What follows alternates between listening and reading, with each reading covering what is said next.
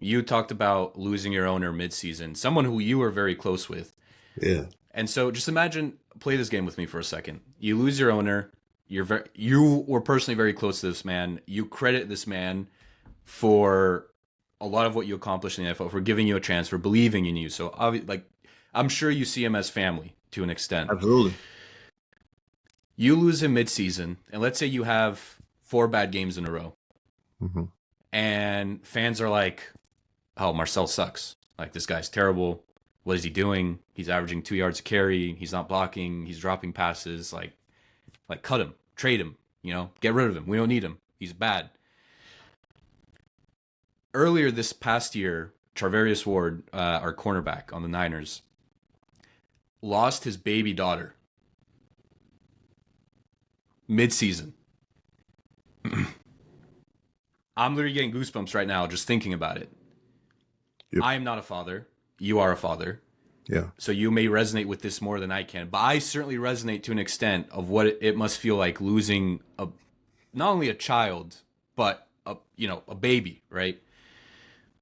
And after that, you could tell he was just not himself, and he was not playing the way that fans, his team, everyone expected him to play.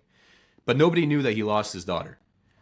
So as fans, like I'm sitting there, and I was guilty of this 100%. And I'm sitting there, and I'm like, dude, what's wrong with Mooney Ward? He's getting beat, like he can't cover slants. Meanwhile, he's going through what will probably end up being one of the hardest things he's ever had to go through. And I bring that up because that I imagine you were in the locker rooms, you were there. That happens so much more often than we as fans think. And we just, you know. So the whole point of this is to remind myself and remind everyone, like, listen, these NFL players that play for your team that you want so desperately to win, like, guess what? They're humans too, man. And they go through loss and they go through tough times just like everyone else. Hey, Nick, you're right. And I would even take it further than just, NFL players. I would say people in general, Yep. you know. Think about the leaders in your lives, your boss, everyone out there listening. Your boss is going through something that you don't know that he or she is going through. So again, I'm a man of faith, and that's where my foundation and identity comes from. So we always say, that Jesus is love. So we lead with love and grace, right? Everyone needs grace. We have to give grace to people because we need grace in ourselves. And if we're leading with grace, we're not judging someone by the way they react to something or the way they perform right away. But to your point, I mean, they're athletes are very, in this generation specifically, are very easy to dehumanize. Whether it's Perfect way to describe it, by the way. That's the word I was looking for. Yep. whether it's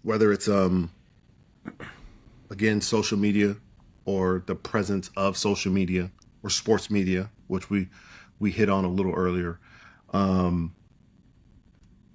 mean, we saw the everyone saw the situation with Stephen A. Smith and LeBron James a couple months ago, right?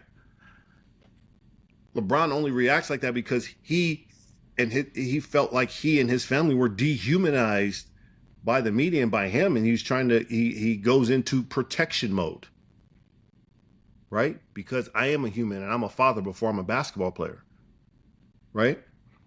Um, or even, I mean, think about something I've never done, but fantasy football. Yeah. The first word is fantasy, meaning not real. But we get people who will crush someone and become extremely personal about it over fantasy football.